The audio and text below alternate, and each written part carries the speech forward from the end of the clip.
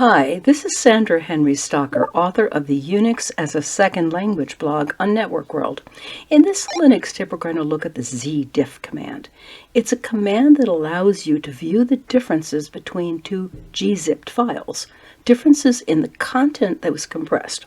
So here's an example. I'm going to compare file 1.gz to file 2, and I get no response. When you get no response, it means that there are no differences in those files in the content that was used to compress those files.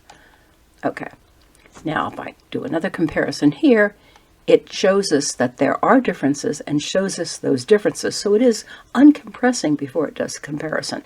And the only thing different between these two lines is that one character. So the only difference in the entire compressed content are those characters. Here I'm going to compare file 1.gz with file 4.gz, and it's simply going to tell us that the binary files are different. So they're radically different, maybe completely different. So it tells us only that. Well, that is your Linux tip for the zdiff command. If you have questions or would like to suggest a topic, please add a comment below. And don't forget to subscribe to the IDG Tech Talk channel on YouTube. If you like this video, please hit the like and share buttons. For more Linux tips, be sure to follow us on Facebook, YouTube, and networkworld.com.